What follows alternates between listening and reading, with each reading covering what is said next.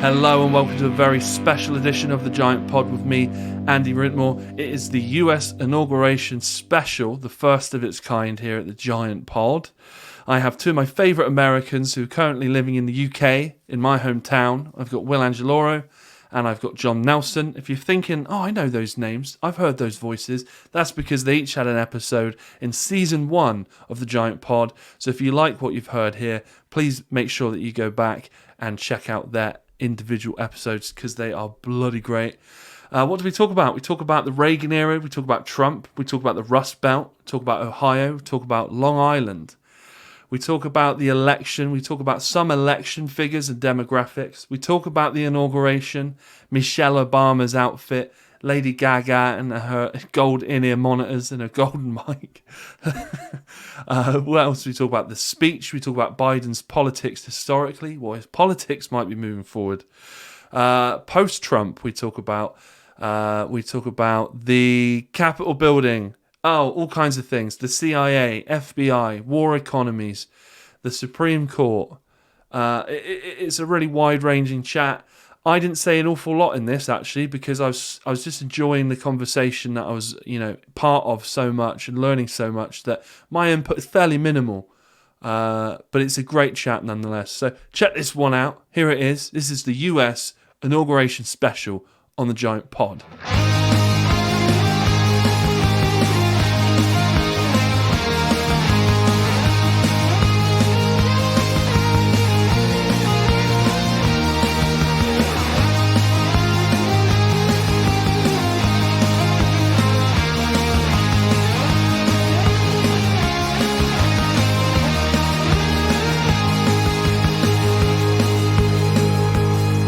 So yeah, thanks for coming on to this special edition of the Giant Pod. This is an inauguration special, but yeah, maybe we should try and sum up the last 4 years of Trump's presidency before we do that. I mean, I don't know where you guys sit. I can assume I know where you sit on this, but I'm not 100% sure with you, John. Actually, well, actually, to save time, could we just put on AC/DC Highway to Hell? Oh, we're all in agreement then. No, but actually what I was going to say, that would be really appropriate for me because I come from the Midwest, and there's a time when AC/DC and all that heavy metal stuff was really big. And it's the Midwest, all these people from the Midwest who toted guns up to the Capitol from Ohio. Yeah, quite a bit.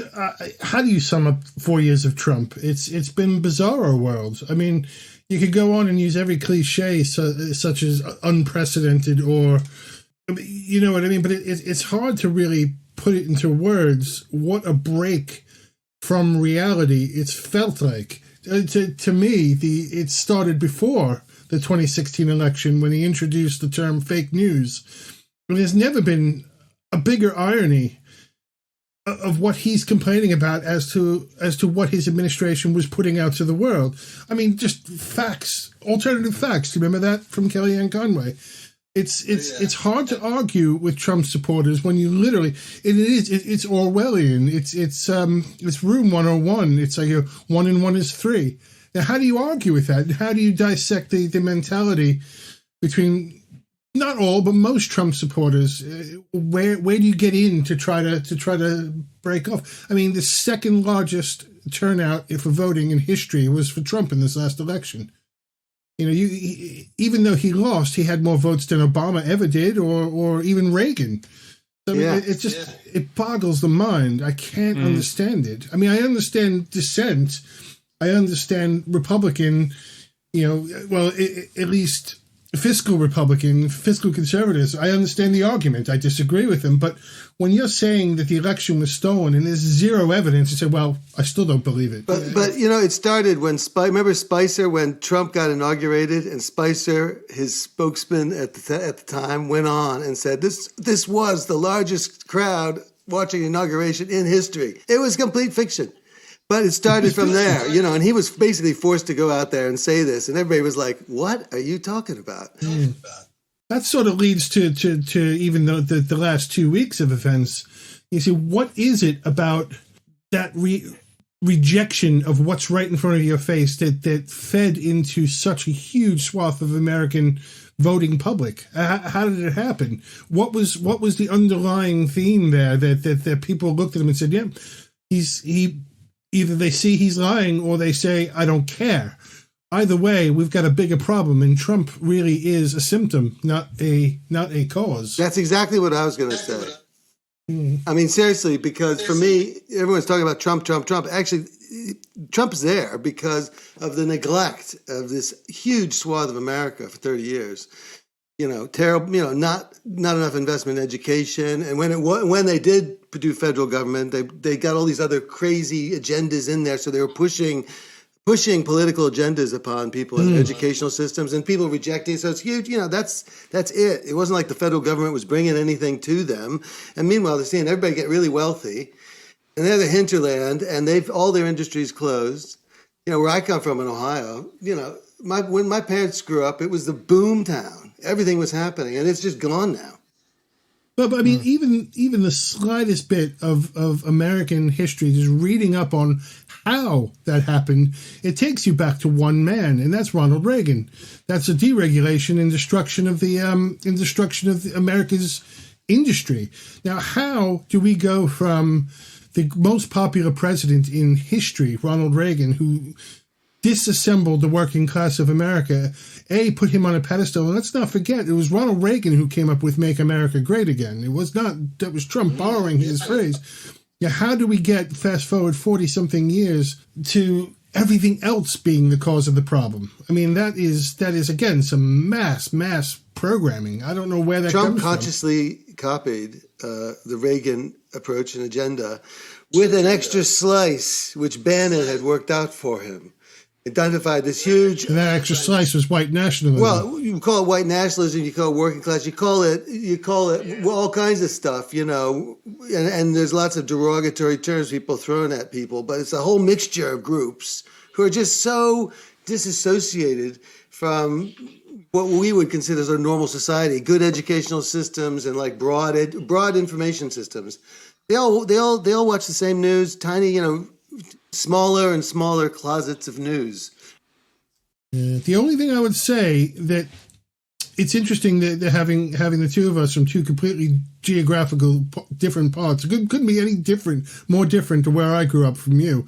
I come from New York, from New York City in particular, and it's the state itself is huge. The state definitely always goes Democrat, but Long Island, where I spent most of my years, is Trump country. And you cannot say that this is a part of the country that was decimated by industry closing. These are the same people that I went to school with. These had the same opportunities, the same education, because the people who didn't vote for Trump on Long Island were definitely the red line, the disaffected, minority communities. But the white population, who they would argue they're suffering, but I won't say they're suffering in the way they did in Ohio when the factories closed, So it's a strange, there's a strange disconnect. That is interesting. But Long Island is special. That's a great way of putting it. Oh, do you remember, by the way, that there's another person on this podcast? Hi, Andy. We didn't forget you. Hey, you guys I'm enjoying this. I'm learning something. Yeah. I was going to say Long Island is it's quite middle class. Am I right? It's diverse. You've got the most expensive real estate in all of America on the North Coast. That's the Great Gatsby kind of, Oyster Bay area, to some of the most horrifically deprived neighborhoods, and then everything in between. So I'd say the white population, for the most part, were very middle class, yes. I was going to say, because Trump in this election was more popular with suburban housewives than he's ever been. And I think this is because he said he was going to save the suburbs from social housing or whatever the term is, well, he was big, if you remember, on his scapegoat early in the Trump years was the MS-13 gang. That I think it's an El Salvadorian gang. Now they have a heavy presence on Long Island in the deprived areas. So it is quite a real fear perhaps a boogeyman, but quite a real fear for the suburban housewife in New York. I mean, I don't know how well that played in, Topeka, Kansas. It definitely played in suburban New York. Right. But I can't imagine, again, I can't get my head around that a suburban housewife on Long Island, median income, would bank their entire future on a little bit of fear from crime. I mean, it doesn't make sense. It has to be something bigger. Or perhaps it is just plain lack of engagement. I don't know. I don't know the answer. Somehow I feel there's a group of people out there, it doesn't matter where they're located, they're feeling a bit powerless and disconnected, and they're associating with people of the same mindset. And it's that powerlessness where they're actually trying to grasp how can they become a really important figure in this process. And it's actually going for these sort of alternative things which sort of play into all their why I haven't succeeded, why I don't have more money. It's all the bankers taking everything. It's all the telecom, it's all the technology companies out in California. And everyone's against us. We just want to drive our pickup. We want to shop and get a bigger TV. It's like that sort of basic process. Sure, but where does empathy play into that? Because if you're in your mind, you're part of an oppressed class, the white Christian oppressed class. Wouldn't you? I wouldn't say it's oppressed, but wouldn't you feel empathetically more aligned to the plight of Black Lives Matter, for example, which seems to be diametrically opposed? And well, hang on. Did you watch this summer Black Lives Matter? What was happening with the violence and the destruction? I watched it live on TV every day. Yeah, so all that destruction. So that actually plays right into their sort of narrative. Yeah, I can see that, but you have to think about who's got the real axe to grind. Now, I'm talking about New York Trump voters. I'm not talking about Rust Belt Trump voters, who I could say genuinely have been left on the heap. But again, it's such a diverse crowd. I can't see where the crossover between Black Lives Matter and the suffering Rust Belt worker. It seemed to me that there's like cause there and like reason to lobby the government and bring in progressives, because really progressives are the only people who have an agenda to, I guess you could argue, bring industry back, whatever the hell that means, but at least give everybody a fair chance. Yeah, there's a really interesting thing that happened after post-Reagan. When I grew up in, northern Ohio, Lake Erie, beautiful countryside, farms, but the main economic stuff was always small industry, steel, and that dribbled away. But when I was growing up, every election, my parents had election night party, and everyone would come. We'd get signs from Democrats, Republicans, whoever in our front yard. People would come around, people would have drinks and watch the election, have a laugh. Okay? And then Bush Sr., and it fell apart. People couldn't talk to each other. And then it was the Clinton years, and then by then, that was finished. And hey, my parents never had another gathering on election night, because instead of the views all being, we're Republican or Democrat, it's okay, we vote differently, but we all go and our kids go to baseball games together, everything. It suddenly became like this, where they wouldn't even talk to each other. And it's sort of gotten worse and worse.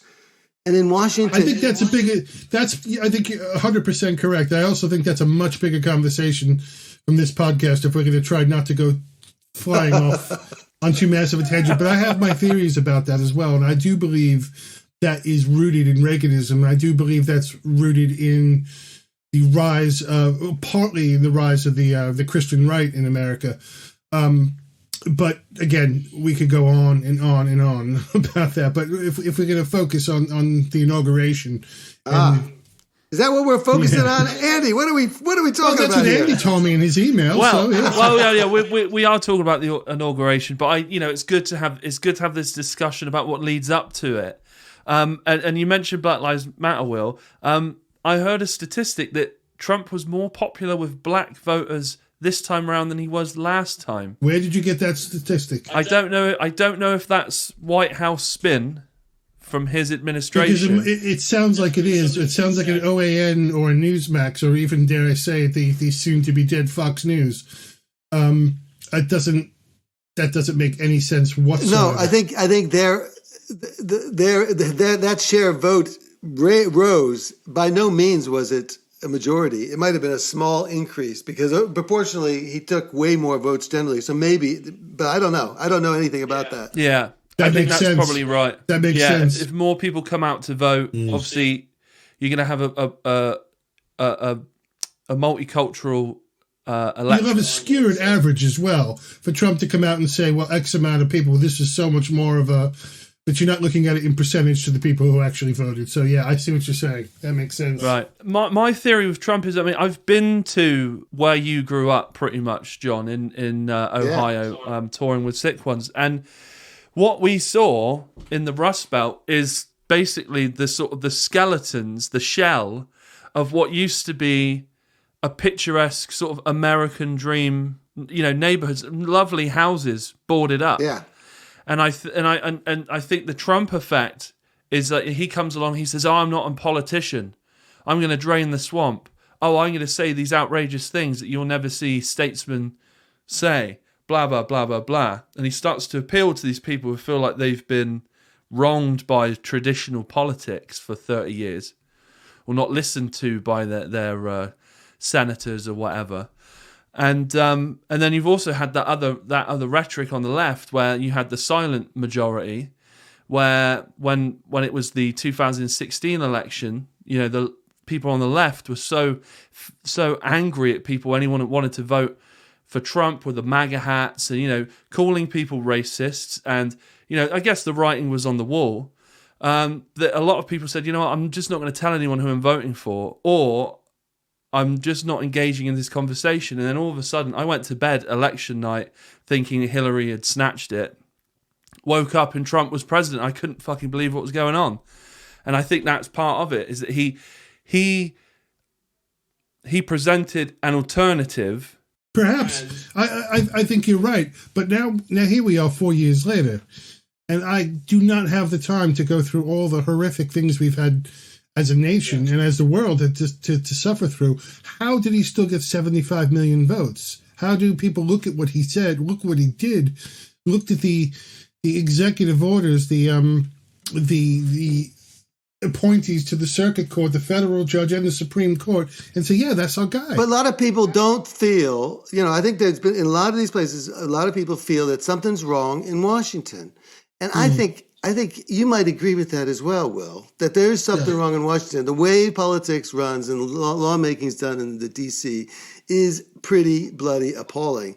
That's number one. Number two is this incredible militarization of America. America's been a war economy since World War II. And it's still, that's the war economy. And it's just, the debt of the United States is just ridiculous. And the people who don't want to pay taxes in the first place by nature. Many Americans just don't want to pay tax, particularly the right wing. They feel something's wrong in D.C. Now, I'm quite liberal, and I don't think D.C.'s running very well, personally. And the way that whole politics is dirty politics, the lobbyists in and out of each other's pockets. There's this revolving door between government and industry, and it's all. And I'm telling you, Washington, D.C. is all funny handshakes. It is. And you got to be in the right circles. It's all that kind of stuff. So people can see that and they know something's wrong and it's out of their control. They're just pumping more money. And so there's that resentment, which is seeking a home.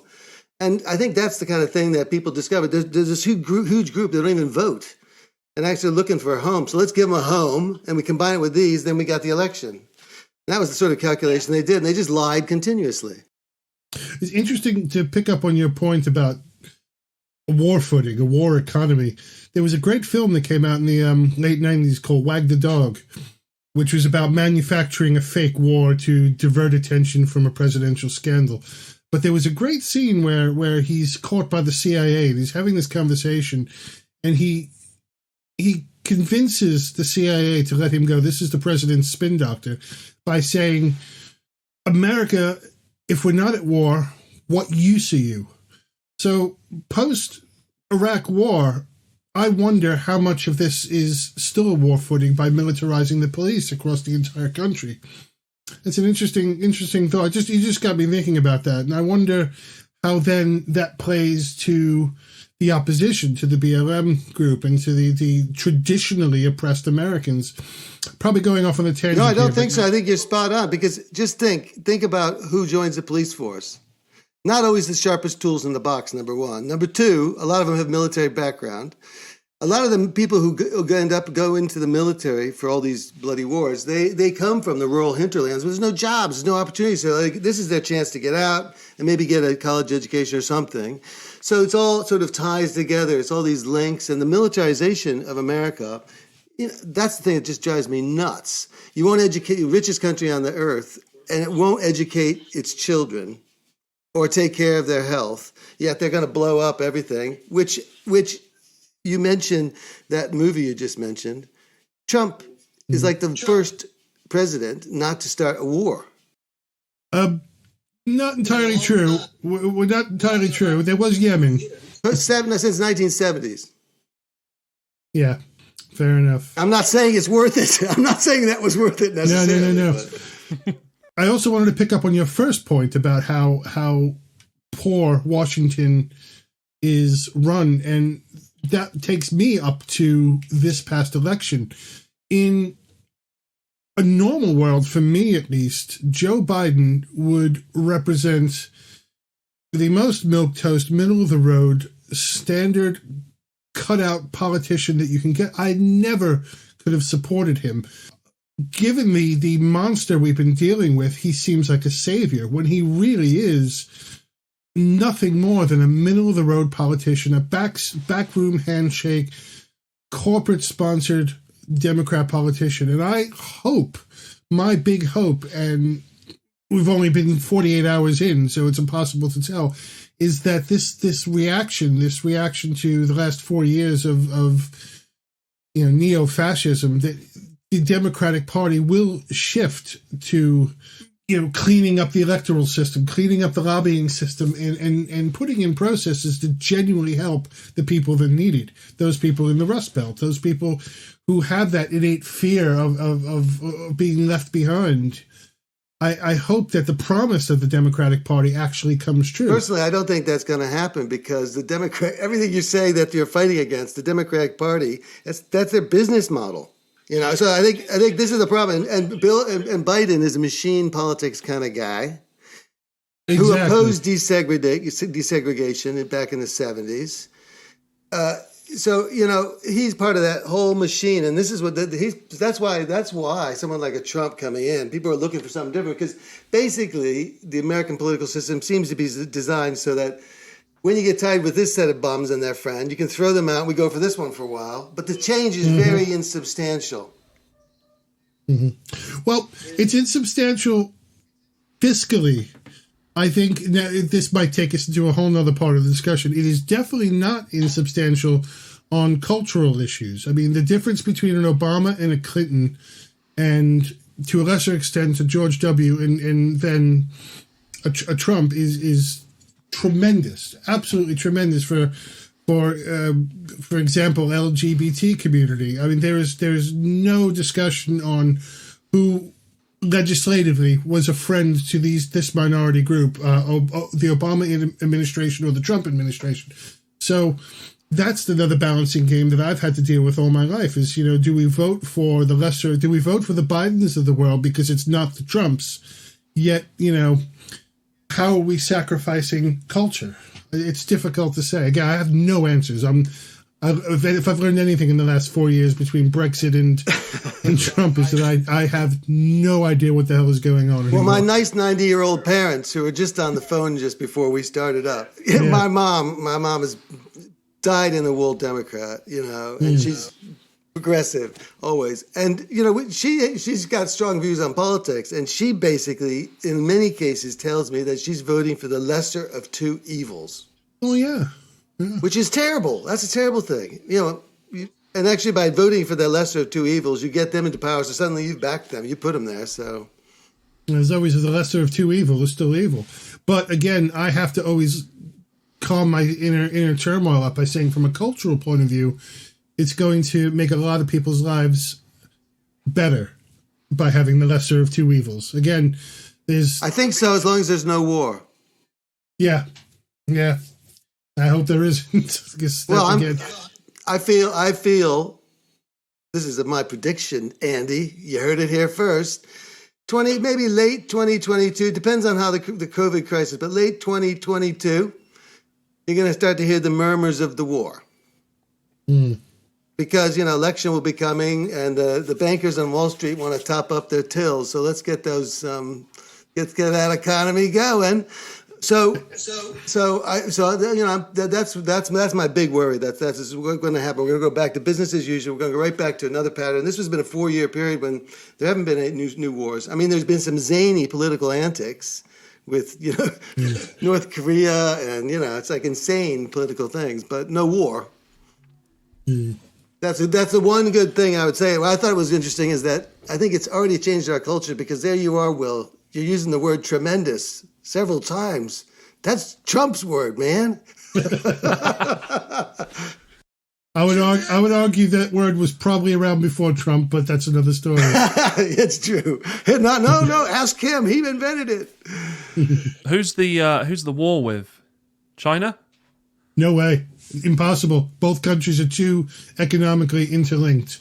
It'll be a small country, probably hard to pronounce for dubious reasons. I think it's probably going to be either Iran, Ethiopia, or Libya. One of those three, probably, for various reasons.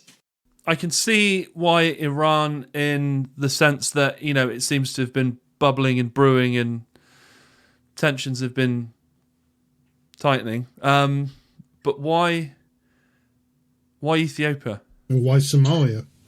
There's a million non-reasons, Right. They just sort of make one up. It'll tack back up. I mean, I don't even know if they can bring back the specter of Islamic fundamentalism anymore to justify a war. So it's hard to tell. I mean, it could be Nigeria. It could be supporting, the government of Nigeria in a potential civil war with, the Boko Haram. But who knows? Who knows where it's going to go. They're already doing that. Yeah. I mean, to be honest, Andy, the war will be decided by who the CIA thinks it could benefit the most from. So we'll find out. I would like to know, before we talk about the actual inauguration event, because there's a couple comments I had on that. Well, I want to know from you, Will. For me, I watched what happened at the Pentagon, not the Pentagon, the Capitol building, and I used to live in D.C., and we used to go out and play Frisbee golf on the mall at night, and the Pentagon, the Capitol building was our final hole, the 18th hole, where our Frisbees had hit that, and I went there as a kid, and so when I saw what happened there and the destruction, and the more I started getting kind of OCD on the YouTube uploads to see what people are doing, I could not believe it, and it affected me, and I think it's more important for the states than 9/11.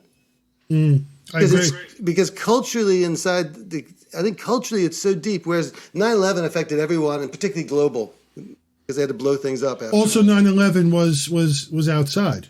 We could unite as us against and an them. enemy. Yeah. With what's hard to wrap your head around is these are our neighbors.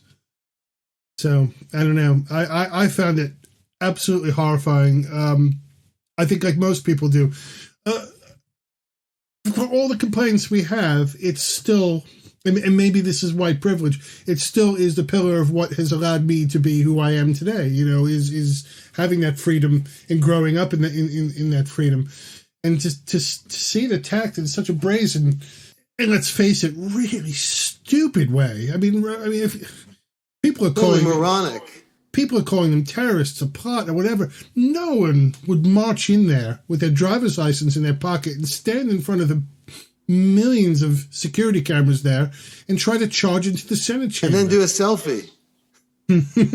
It was just an exercise in idiocy, really, and futility. It's the final end. I mean, I can't look at the attack on the Capitol and say it was a one-off event. It was building up to this for again back to Reagans shutting down and deregulating the car industry.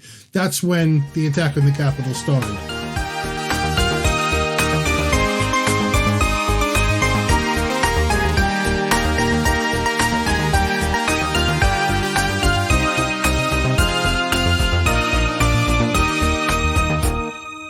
Yes, we've talked about the historical build-up, the bubblings of all this.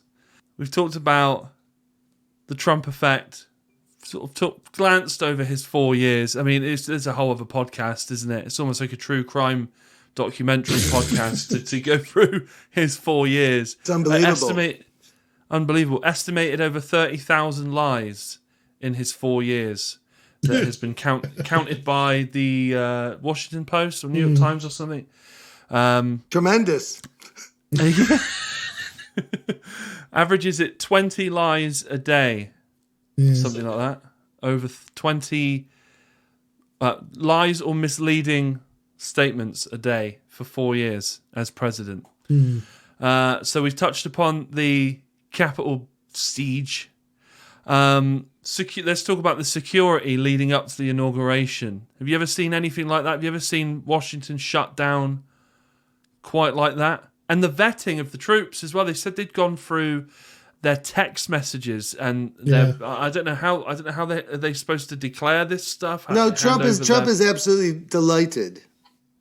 Okay, he's delighted because everyone panned him for nobody's showing up at his inauguration. Look at Biden, no one's there. Okay, no one, you know what I mean? And in a perverted way, he'll be going, yeah. But I mean, that's just insane because that public mall is like the public open space, and it shows a real paranoia, political paranoia. Yeah. I'm not sure what that. I think it wouldn't have happened anyway, having people there. That was a COVID decision, but the militarization of it was definitely post Capitol siege. There wouldn't have been people there anyway, but there wouldn't have been tanks, parked up and down the side streets. Had the siege not happened. I think they could. People were going to be so relieved. I bet they could have packed out that mall with people standing a couple meters apart. Yeah, they were all doing it. It was quite interesting. It was quite interesting to watch them all coming out. Like for a lot of these politicians who adore the world seeing them, they're all masked up, so you couldn't tell who was who. It was great. It was fascinating. I tell you what, though, the Supreme Court, Elena Kagan, one of my heroes in life, though, you could spot her a mile away because she's got that amazing bushy hair that I love so much. Is that the Latina lady? Yeah, she's the one that actually swore in, did the reciting and swearing in of Biden. But no, that was Kamala. Oh no, so yeah, Kamala. That's what I meant. Sorry. That made more sense. It's been 48 hours. I can't expect to remember every little detail. Yeah, no, I've been sort of since last Wednesday when that all happened. I've been like, I can't believe this. I can't believe this. So I've been sort of ODing on it. And actually, that's part of the problem because I've been looking on social media, and social media is part of that problem. Yeah. I thought the inauguration, and I got to be honest, I haven't sat through an inauguration live since Obama's first one. And before that, it would have probably been Bill Clinton's first term as well. Most of the time, I'll just catch bits of it because it's quite boring. You've seen one, you've seen them all. But this felt momentous in a sense. And I was surprised several ways by Biden's speech. On one, how well crafted his Trump burns were, how well written they were, not to sound like burns, and they quite clearly were. I was also taken back by how. I mean, this is going to be a personal thing, and I think anyone who knows me knows I'm an atheist and knows that I am very strongly in favor of the Johnson Act and the separation of church and state.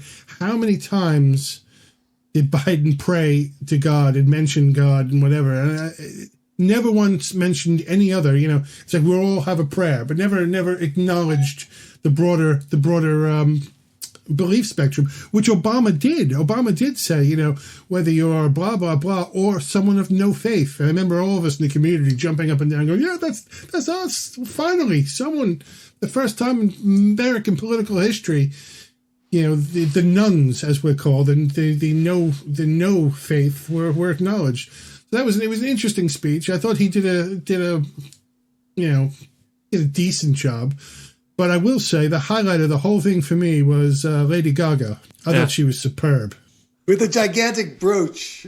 Yeah, well, it wasn't the brooch that got me. Again, us in the audio industry would have noticed that she had in-ear monitors made of gold with the little thing that came around the ear with this thing sticking out. It was incredible. Unfortunately, by the time she got to the microphone, about 4 people were lying on the floor because she knocked them over with her dress. Somebody said they were surprised that Trump didn't try to hide under her dress and pop out and ruin the ceremony. So. But yeah, I mean, as far as the ceremony goes, it was predictable. It was quite. It just felt bigger because we're all breathing this sigh of relief. But if you've seen them before, it was nothing really that different. I mean, taking away the COVID and the distancing and the masks, what was said was sort of. I did enjoy the poet though. Yeah, because Biden is not a natural orator. You know, not at all. He doesn't flow, and it didn't. You know, and I think. I don't think it was a good speech. I don't think it's going to be a memorable speech. I don't think people are going to record it. Whereas when Obama spoke, you know, the words were incredible, and it's also the way he delivered them. So just on that thing, and I'm just, you know, I don't even know what to think if they're going to be effective. I think the big thing, you know, they can be effective because the people who he has appointed in his cabinet are highly talented, experienced people. A lot of them right straight from Obama's administration. Yeah. The problem is, I think, is whether they're going to ever think about these people out here, the 75 million. How are they going to get them back? That's my question. And if they go nasty, they're going to drive them away and make that group bigger. It's interesting looking at the first 17 executive orders that were signed. And to me, it's considered radical and undoing Trump's. But when you get down to it's all quite. Where we should have been after Obama finished, and quite middle of the road. There's not everything. Expectations, I think, are changed now. What will be considered radical was very centrist, slightly left. You know, I find that bizarre as well. I had a discussion with a friend a couple of weeks ago who described George Soros and his Move On platform as radical socialism, and I'm looking at it going. Again, it's fence-sitting, slightly leftism. You know what I mean? It's cultural rather than fiscal. So I agree with you. I don't know what's going to be done to toe the line between traditional Democrat, middle-of-the-road values and getting these 75 million people back without causing Proud Boys marching on the Capitol again. It's impossible. I think for me, the problem is that they make all these promises, then they get into power and they don't do a damn thing. You know, Trump was going to redo the national infrastructure. We have all these aging highways all across the states. You know, they're big and they go everywhere, but they're all falling apart. And that would have been a huge source of jobs, all kinds of things. Nothing happened. Nothing happened. No money. And then we got tax cuts. Everybody got a tax cut. If you're lower income, the tax cut disappears after a couple of years. High income, it gets even better. So, you know, and then they lie. And unfortunately, the Democratic Party is captured by the same constituency, even though they have a very vocal group and much more diverse group. And we can hope that their agendas get treated. But the problem I'm very suspicious about these folks, are they addressing the agenda? Are they feeding their own narcissism and own agenda? That's the problem with the whole political system. Yeah. As I say, that's not a Biden problem. That's a systemic problem. Yeah. And that's why these people all feel neglected. Yeah, go on. Sorry, Andy. Do you think Hi, Andy, Biden, you're here.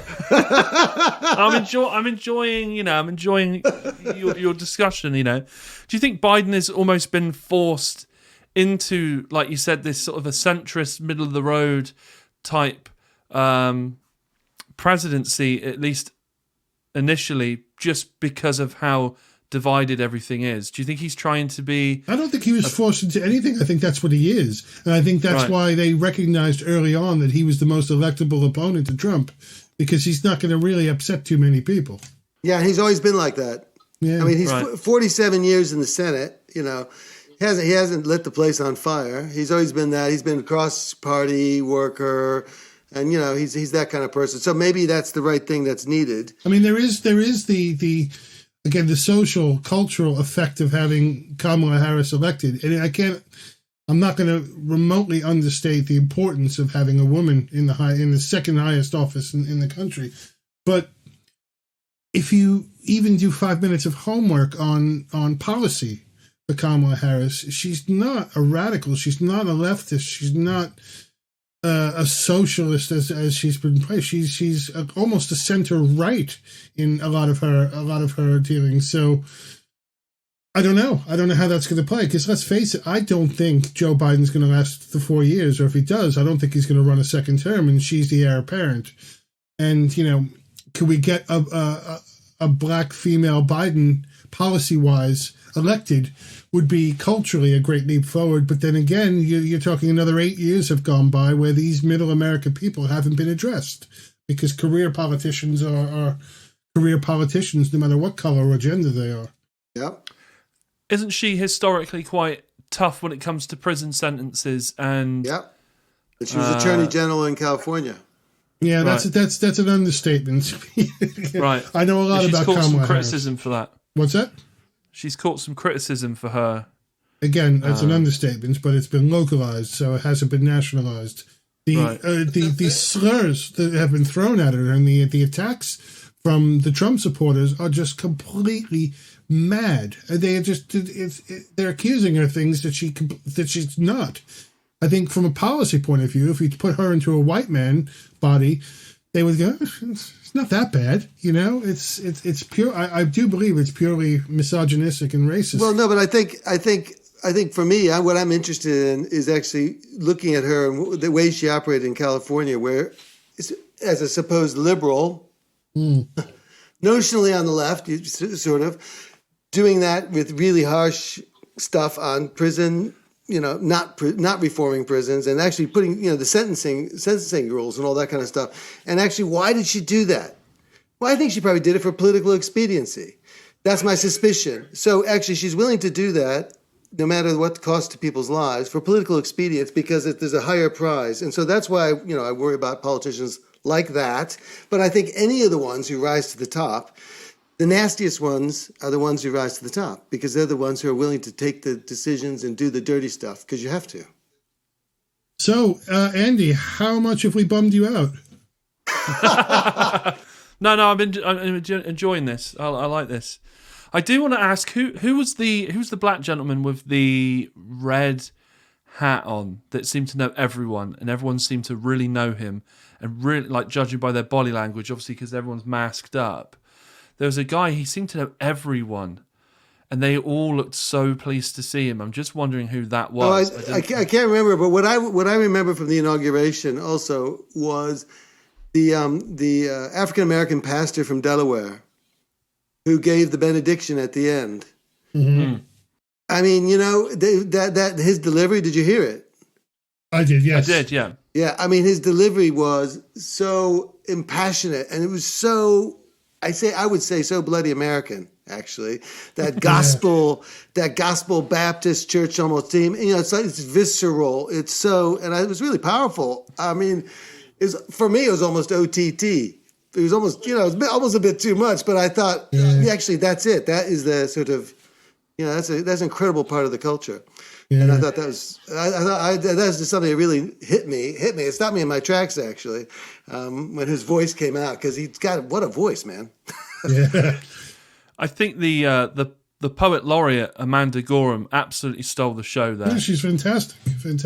I think it's the guy you're talking about, if it's who I think it is another congressman named Clyburn, Jim Clyburn. I think that's how you pronounce it, Clyburn. Right. Who's just been around forever. Yeah, they all seem to have, like, when you're watching people from afar and they're interacting with someone, you can tell, there was a lot of warmth for him, and I thought he's either like a really, really powerful guy, or he has earned some sort of respect out of these hard political cases. I don't know enough about him, but if you want to know about power, check what committees he's on. Yeah, but if you really want the most interesting thing I saw through all my trawls was the moment, just a few minutes after Pence after all the disruption, they went in at 3:00 in the morning, they certified the results. And Pence oversaw that process. Yes. And just after people were sort of congratulating each other, he got a few of those nice little funny handshakes coming at him from out of the crowd, and people gave him little gold pins, all part of the whole thing because, and one could imagine, I mean, the whole place is so Masonic. And if you look at Obama's election, you just watch it. The whole city is laid out in a Masonic pattern to start with. And it's got all these temples and stuff. But you could see all that happening. And that was like the fact that Pence stuck to the job, actually did his job, because he could have caused chaos. And the fact that he stuck to the job and did what he did, you have to give the guy credit. And I think he was getting credit from that from a lot of politicians for the fact that he did that. Because if he had not done that, I mean, it would have been insane. Do you think there's been a Mike Pence redemption arc of some description? No, I'm gonna disagree with that strongly. Not politically, not for me. Politically, no way. Because he didn't roll over for Trump, did he? And he's shown up to the inauguration. He showed his face. I think. Yeah. So if we have 2 weeks of Pence behaving like traditionally a vice president should, does not make up for the previous 4 and something, just under 4 years of being Trump's lapdog and spokesman. Right. And we can never, ever forget what a horrible anti-gay LGBT person he is. He enacted laws as governor. He's a despicable man. Yeah, exactly. But by doing what he did, he gets the pension, he gets all the pins, he gets to go to all the parties forever. Yes, he does. But he won't be going to any of those parties without his wife. Okay, I think I have to agree with you there, Will. I'd sort of forgotten about his ultra-conservative... Yeah, totally. Yeah, that's what I'm saying. Pence was the bridge between Trump and the evangelical right.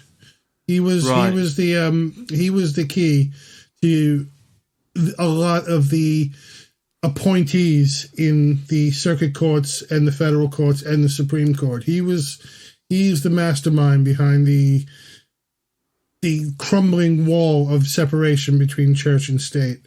He probably, in the long term, has done more damage to America than Trump has. Well, he's institutionalized those views because judges, you can't a lot of these judge appointments you can't rescind. I mean, some of the federal appointments last for a long time, but I mean it's a long time. It goes beyond the term of a president. So actually, you can't just get rid of them, and their views are there, embedded. So what I think Biden has got to do, he's got to stack the Supreme Court and change the majority. They've done it before.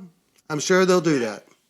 It's an interesting point because I'm always on the fence about that, but I think in this case it has to be. But in its defense, the 3 majority Trump in the majority conservative Supreme Court, and I don't believe in a fully stacked liberal court. I believe in I don't either. I mean, some of the greatest either wins we've had in the Supreme Court in the last 40 years have been surprising, where conservative judges have not towed the conservative line, but have towed the constitutional line. And that's where we hope we go with this. And Justice Souter was a perfect example when he was put in, expecting to tilt the whole court to the right, Rehnquist peeing under his robes, but he time and time again voted strictly on constitutional interpretation and didn't bring his devout Christianity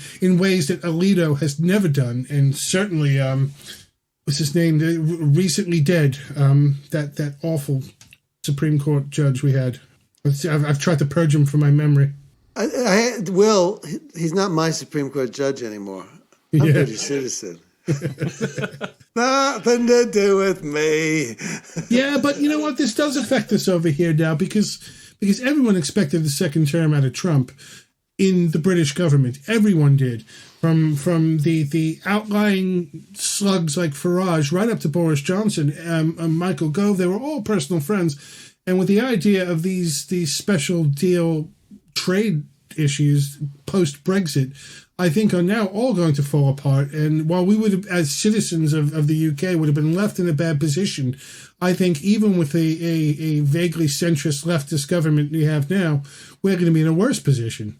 I do believe there's the Supreme Court, everything affects us directly here. It has to be. It has to now, especially since Brexit. We are stuffed, really. We are at the whims of America. Yeah, that's sure. We are Britain is in a difficult position, but I would say that the desire by the United States to strengthen the alliance is so strong and so important strategically, globally. Because I think what you're going to start to see is that there's going to be more investment in the international institutions, more investment in these alliances. They're going to build up that whole thing, and then something's going to happen. Perhaps. Then the money starts to roll in because the war economy can start up again. They're really frustrated because there's no sources of growth. So the green economy is one source of growth all the bankers are looking at. But the war economy is the one that they know works. I think one particular example is pharmaceuticals. If I don't care if it's a Democrat or a Republican, these are the lobbyists that I worry about by not having a Bernie Sanders as president of the United States. Where are we going to be in a Republican or Democrat-controlled America? Where is the NHS going to be, or the British government going to be in any sort of bargaining power, bargaining chips with these people now that we've left the European Union? Where are we going to be? And I think that Brexit wouldn't have happened had it not been for the impending Trump administration. I could be wrong. I'm probably wrong, but I don't have a lot of hope for that at all. So, and I think this is another case where a center-left, supposedly center-left government is going to make no difference to our situation here. I think it's just going to get worse and worse. But again, I'm a cynic, so I've been around too long. See, yeah, Garth Brooks. Garth Brooks. You know what? That's the only part of the inauguration I didn't watch. Respect for performing, but I loathe Garth Brooks' music. I couldn't sit through it. Dude had the biggest belt buckle I've ever seen. That's because you don't know country music. But you know who he was singing to. He certainly wasn't down there in D.C. No, he's got down in the country. I thought it looked to me like a very cold and calculated booking. But, hey, again, cynic. What can I think? Like that fantastic pantsuit that Michelle Obama wore. Oh. I'm telling you, she and Barack walked down those stairs. I thought, you guys are looking so good. Yeah. I mean, she's just stunning, actually. Amazing. I thought, man, that is like such a powerful woman. They're rock stars, aren't they? How about this then? When Biden, and I'm going to say inevitably resigns or chooses not to run for the next election, and Kamala Harris runs for president, do you think Michelle Obama VP pick? Why would Michelle Obama want to ruin her millionaire lifestyle and go back into that hellhole, that cesspit? Don't know. I think she had enough of it in the 8 years with Barack. I'm sure she lived it every day with him. I'm sure she knew a lot more than, she knew everything, of course, everything. Yeah, I saw an interview with her the other day, and she said when they got on that plane or helicopter or whatever it was they took at the end to finally leave Washington at the end of those 8 years, she said she cried nonstop for about half an hour because she felt the weight of it all just lift off of her, of having to be the nation's moral compass, as she put it, having to be the bar and be perfect for the nation. I know it's still politics talk and let me sell my book talk, but I don't know. I don't know if she'd go back in there. My gut reaction is saying that she probably has dreams about being in the White House and someone telling her that she can't go across the street and get a McDonald's or something. She probably still has nightmares about...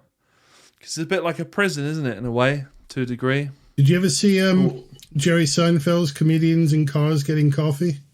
Yes. When he had Obama on? And they went to the White House gates he goes, yeah, we're just going to take out for a quick cup of coffee. And he says, you're in a comedian in a car with the leader of the free world. You're not going anywhere. Back up, pal. Just going driving. Yeah. Yeah, but now they're pretty happy. They're settled into their $15 million mansion in Martha's Vineyard. on the coast there. It's a lovely place to be. Yeah, that's Kennedy country. How does Obama make his money now? Books? Probably books, speaking engagements. I don't know if he's on the board of any corporations. He probably is. Who knows? How do all politicians do? I mean, George W. Bush is trying to make a life as a painter now, but I don't know how that's working out for him. What, is he really? No, he's not trying to sell them, but he's had a few exhibitions, yeah. Really? I'm amazed. Not that bad of an artist, if I may say so. I am amazed because, of course, my brother lives in Austin, Texas. Mm-hmm. And all the stories when old George Jr. was governor in the mansion, you know, he wasn't known for his diligence with respect to work. Spent a lot of time playing video golf, I think. Did you see J-Lo? I did. I was no opinion. No opinion on J-Lo. No, but afterwards she was being huddled by Clinton and Obama. Yeah. I mean, again, very, very calculated to have her there. And I don't necessarily mind that she could sing. She was no Lady Gaga, but she can sing. I get it. It's entertainment. But definitely having a Latina female there was a sign and maybe a very important message. So singing a Woody Guthrie song. Yeah, which I found really bizarre, because I even said when I first got, I said to myself, because I talk to myself, I'm in my own little room here, I said, I wonder how many verses she's going to do, because that song gets pretty radical, but no, one verse, that was it. Yeah.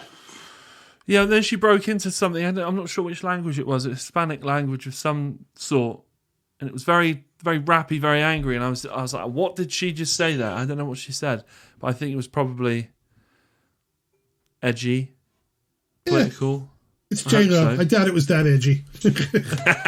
But again, there's, and I can't take away from the fact that having a Latino woman at the inauguration screaming out in Spanish, you know, Hispanic dialect sends a very powerful message. You know, I just don't have to like her voice. And maybe next time they could sing a true sort of Hispanic anthem in some respect. Yeah. Because, of course, you know, United States is heading towards the majority of the percentage of the population whose first language will be English is declining rapidly. And the huge Hispanic population, you know, it's going to be big. And actually, Biden now is saying that he's creating a route for 11 million illegal immigrants to become citizens. Yeah. An 8-year route. That's pretty incredible. Yeah, it is incredible. And it's definitely a sea change over the last 4 years. So something to keep an eye on. That was one of his 17 executive orders on the first day. Again, groundbreaking. So it's this call for unity, but a big middle finger to Trump as well. But he's also going to stop building the wall. So I'm wondering, is this going to be like a tourist attraction? You know, hang out where the wall ended. What wall, though? It is not much of a wall. There was mostly fixing up the wall that was already there. Yeah, lots of fences. Lots of fences. Apparently 400 miles long, though, isn't it? Really, longer than that. It's meant to be. Yeah. Longer than that, 400 miles. That's nothing. They put it's nothing in America, is it? They put seesaws on it now. 400 miles is barely Tijuana to Arizona. You know, it's nothing. So yeah, I did say that Biden's speech. It was long, wasn't it? It was average. You know, again, he's no JFK and he's no Obama, but you know, he said what had to be said. I think. Right. Know. Do you think that's the speech that he wanted to make? That's a good question, really. I mean, what does Joe Biden want? You know, I would say, looking back at his... He wants to be president. He's been trying for 30 years. He finally did it.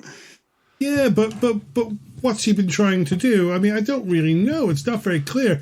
I mean, you could look at policy statements. You could look at what he's been saying all along. But again, it's all in comparison. What he's saying is not very radical, not very different. It's just sort of standard middle of the road Democratic policy. It just seems huge compared to Trump.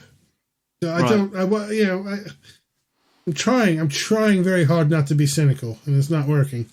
So the thing with Trump is that his appointees were just chaotic. I mean, they weren't necessarily skilled for the job they were assigned to, in a sense, because everything's focused on him. All the power's with him, always. And Biden, by the way he works, it's totally delegated. So actually, he's not going to have to deal with most of the shit. It's all going to go through all these talented people. He's got head of all the stuff, and he'll have a whole little crowd around him who takes care of all that in a completely different way, because his personality doesn't require him to make every single decision, have all the power. He's not chairman of the board.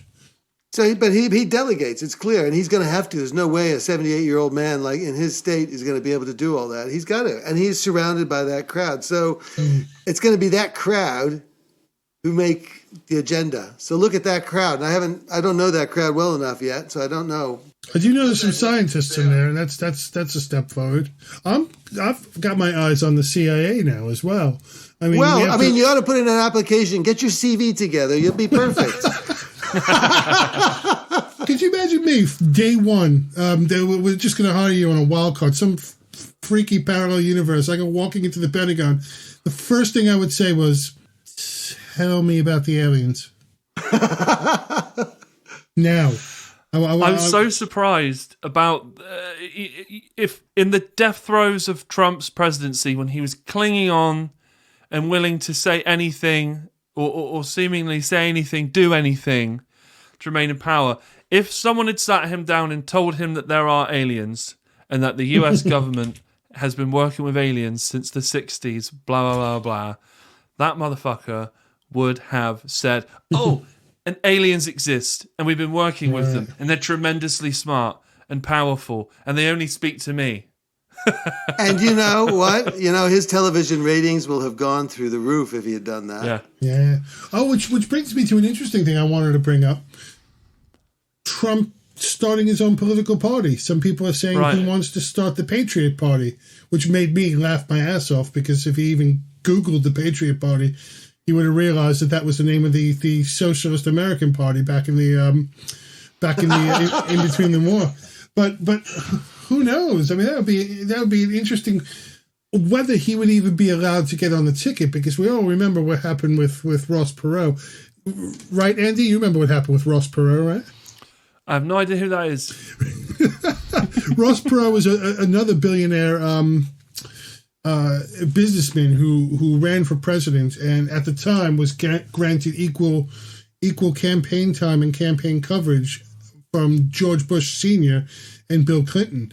And of course, he, being a Texas billionaire, split the Republican vote right down the middle. And that's the single reason why George Sr. was a one-term president. So if Trump was to start some sort of weird-ass Patriot Party, how much of that 75 million Republican vote would be split? How would that affect the next election? Ross Perot cleared the ground for people like Trump. Ross Perot, who hated government and wanted small government, made his entire fortune, so I understand, out of the government and big government contracts. But it was the first independent who had made some inroads. Ralph Nader, not really, sort of split the Democrats and all that kind of stuff. But, and Ross Perot did the same thing to the Republicans. Everyone's a third party. Who knows? They apparently, I saw a logo out there. Is it a lion? A red, white, and blue lion? Fantastic. Yeah. Just to back up a little bit, too, I went ahead of myself. I'm keeping an eye on the CIA because we've got a Trump acolyte as the head of the Central Intelligence Agency right now. I wonder how that's going to play out. I can't remember her name. I can't remember her name, but it's traditionally a 10-year term, and I think Comey left early. So Comey was FBI, though. Oh, yeah, no, yeah, sorry, not Comey. So the CIA, I think they'll change it. I think that's quite likely to change. No, I was mixing, the FBI is the other one, no. Yeah, because it's interesting because we're back to war, and we're back to war policy and war finances, and I'm convinced that every war we've been into in history proves me correct. Since Vietnam has been CIA led. So I wonder how that's going to play out. Who Biden, if this person who's in now leaves, who's he going to appoint? And that's someone we need to keep an eye on. what they'll probably say very little in public, but it's interesting. It's interesting to keep your eye on that one to see how that plays into Biden's war policy. Andrew? Yes. That we lost you. No. No, I don't know. I don't know much about the CIA. I know a little bit about MK Ultra. That was a CIA program, yes. And apparently Charles Manson was a... Well, that's not been proven, but that's There's some great books on the CIA. There's some great books on the CIA. One of which I loaned to the brother of the person producing this right now. And but if you, my reading of the CIA is it's a sort of exercise in how to not do things correctly and disastrously and expensively. Historically, it's been one over another. I mean, I'll give them the fact that if you think of the CIA as two arms, intelligence and ops, is the CIA. If it wasn't for their intelligence arm, we would have never known about the Russians dumping nuclear missiles in Cuba, for example, and probably thousands of things we'll never know. So I understand the need for the intelligence, but it's the covert ops app. The regime change. Yeah, no, the intelligence. It was supposed to be just an absorber of information. Yeah, and what it been from Mossadegh in Iran to the Sandinistas, it's been nonstop covert ops. So that's why I want to keep an eye on who's being put. If they put a military person in charge of the CIA, then we're definitely going to swing towards the ops aspect, and that's definitely a prelude to war, whether we like to know it or not. Whether we know it or not, historically. So, again, keeping an eye on that.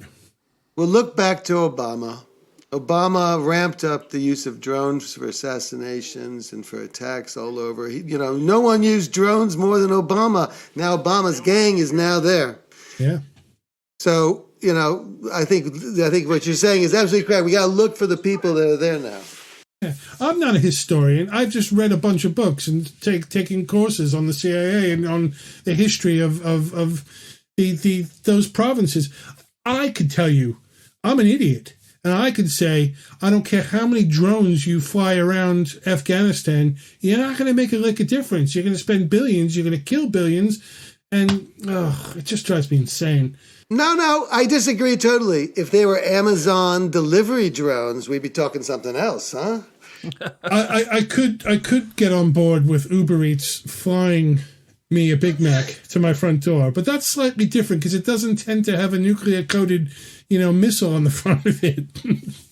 What, bombard the Middle East with Amazon and Uber Eats drones? Yeah, drones dropping recordings of the giant pod on hostile lands. They can all know, the West is quite nice with the face of Andy. Yes, we could send some to North Korea, couldn't we? We could send them down in USB sticks. What were your feelings watching Trump get onto that helicopter yesterday? And he gave it the old power fist as well, which I didn't like. And he did a couple circles around Washington before he got to Andrews Air Force Base. But the one thing two things I'll say about Trump's final speech before he got on the plane to Florida is, one, I mean, he's always been, and I'm not saying this just to be insulting, he's always been a bit orange. But did you see, he was gesticulating like he always does. Look at the freeze frames. His hands were pure white, pushed up near his face, which was almost brown. It was unbelievable how much tan, and his ears were white as well. You could see where either he's got something pasted on him or he was in that tanning machine way too long.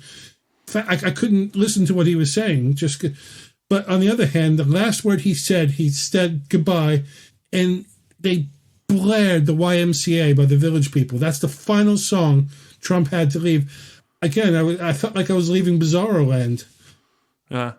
But just before that, because I was sitting there listening to it, and the window was open, and just before the Village People came on, I heard this gigantic squeak high-pitched squeaking outside. And it was because Trump had just said, and we'll see you back here in some form soon. It was this sphincter, the collective sphincter of the Democratic Party closing up tight, going, oh, shit. Oh, it's brilliant. Yeah. I'll be back. What is next for Trump? What is next for him? Oh, well, they say a television station, who knows, a political party, television station. Mainly, he's got huge worries because he's got massive debts he's got to pay off. Deutsche Bank are coming at him for about $300 million. He's got lawsuits. He's not paying his lawyer. He's been contesting Giuliani's legal fees. He's not, so lawyers are being reluctant to take him on. He's got cash just pouring out of his system all the time. The biggest thing he's got, though, and this is what another thing I'm going to be watching intently, is the Manhattan District Court, the Southern District of New York. I could almost see her sharpening the knives right now, because they've got something. They haven't released any subpoenas. They haven't released any cases yet. It's all under lock and key. I can't wait to find out what they've got on him, if anything. Is he untouchable, though? No, so the lawyer, who was the lawyer who did the Russia investigation? He was based... Not the Mueller investigation. Mueller. Okay, so Mueller. So Mueller was quite clever in his investigation. So what he actually did was he portioned evidence off and made copies off. So when the federal stuff, which you could manipulate, he also put large copies, as I understand it, within the purview of Southern District of New York, which is the baddest ass legal department in the country. It certainly is. And actually they're completely independent. Even in New York, they're independent, of New York. No one's going to mess with them. What makes them so badass? Like from the same city as the Ramones, that's why. Well, it's not just that. It's like it attracts all the most talented people. Most talented. So I actually know someone who worked there who got and went on to greater things. But the point is that it's one of those independent things. It's always had this reputation for them. If you want to make your reputation as a prosecutor, you go there because the world opens up to you if you get in there. And, it's very difficult to get in there. It's difficult to get a federal prosecutor appointment, but to get one in there, that's like the gold standard because they're so effective, but they're not just effective, they're politically incredibly networked, right? Which makes them incredibly powerful. And very well funded, tremendous resources for investigative work as well. Keeping in mind that the Mueller investigation, which perhaps didn't implicate Trump in anything within his narrow purview, 17 convictions. 17 convictions came out of that. I mean, it was one of the most successful independent counsels in the history of independent counsels. I mean, especially think back to Ken Starr and the Clinton thing. All they got him on was Monica Lewinsky when that was supposed to be the Whitewater investigation. They got him on nothing. 17 prosecutions in that narrow purview. All that stuff, like you said, all those files, all that evidence turned over to the Southern District. So again, they've got a nuclear bomb waiting to light, and I'm looking forward to that. Now, is their reputation built off of some historic cases? So I'm just trying to figure out what makes them, why they're the gold standard. I don't know. Maybe on the next podcast you could give us a heads up, and I'll do a little bit of research in advance. Well, one of the things you could get into, and this is very vague, but there was quite a heavy kick towards organized crime and what would be considered corporate overstep throughout the 90s and into the 2000s. That's Giuliani. Isn't that Giuliani's period? I mean, he was top prosecutor. But he was also the mayor at the time. Yeah, the mayor, right. He was the mayor at the time I'm talking about. So, yeah. I mean, he was a prosecutor in the Southern District for a while. He was the one that went after... Gotti. Oh, John Gotti. Yeah, but no, I'm thinking of that congressman who's famous for organizing all that covert CIA money during the Afghan rebellion. He basically the guy who invented the Taliban. They did a film about him as well. Charlie Wilson. Oh, Wilson's War. Yeah, that was the Southern District went after him as well, and that was back in the early 80s and failed. But still, that was Rudy Giuliani. What happened to Rudy? Why has he done what he has done to himself? Well, he's melted. That's what he's done. You watched it live on TV. He was America's mayor, right? Is that right? That's correct. Seen as that after 9/11, 9/11. yeah. Now, he was already in some shit. And on the day of 9/11, he was in some shit, wasn't he? He's on his always way out. He's always in some shit. Giuliani came after the first black mayor in New York, David Dinkins. And back then, New York was the New York we read about. It was seedy. It was creative. It was all those things that poverty brings with art, you know. And we could talk about it in music terms, you know. The whole punk thing came out of destitute New York. I remember going to New York City quite a bit. I mean, at that time, and I always say this, you'd get these squeegee guys. As soon as you come over the bridge or out of the tunnel, you're stuck in traffic, they come over, they spit something on your windscreen, clean it, and then you have to pay them, you know, throw them $1 or $2, and then the homeless population. Giuliani was elected mayor, and I'm not kidding, and I know I'm not misremembering this. Within 6 months, they were gone. The homeless people were gone, the squeegee guys were gone, and we used to laugh like, well, Giuliani had him shot and dumped into the river. So he had a major, major influence on the corporate takeover of New York City.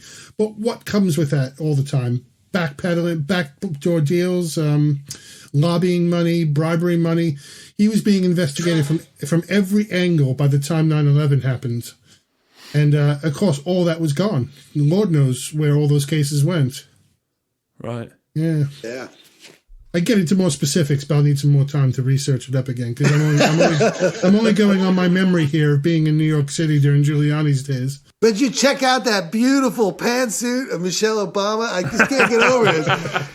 She looks so stunning. I'll tell you what, I was impressed by Kamala's purple outfit. You know, because that was purple. that was quite obviously red and blue. You know, what was the purple? There was a purple theme. I don't know what the purple theme was about. Well, the purple theme is about what do you do when you get blue and red? You get purple. That was a whole unity theme. Oh, I see. I got it. I totally missed that reference. If I missed it, do you think a couple of rednecks sitting in their trailer are going to catch it? Hey, maybe I'm imagining it, but that's what it seemed like to me. That was quite obvious. There was a purple theme going on. Right. Mm. Well, I can use the term redneck, by the way, because I was a redneck back in Ohio on the farm because I had a redneck from baling hay all day long. That's why my shoulder's gone. So I have no idea what to call this episode. So we were going to call it an inauguration special, which I guess we've talked about the inauguration a bit, but it's been a wider spectrum as of the yeah, right. You can still call it that. Certainly, the inauguration was the center point of everything that went before, during, and after. So yeah, go on. It's your show. Do what you want, man. You're the boss. Well, it is about. We did talk about the inauguration, but it's really about the world turning now. Mm. Mm. So there's a turn of the world, and it's kind of weird to. We talked about a lot of things because the inauguration is just that point. Mm. And that point only happens because of all the other crap coming at it. So inauguration special is exactly right. Because actually most people, what do you want us to do? Okay, I've talked about Michelle's pantsuit and that couple, that power couple, they look fantastic. But you can only talk about that stuff for so long. We've talked about Lady Gaga, but we actually, it's where we got there. That's the inauguration. So perfect. There it is.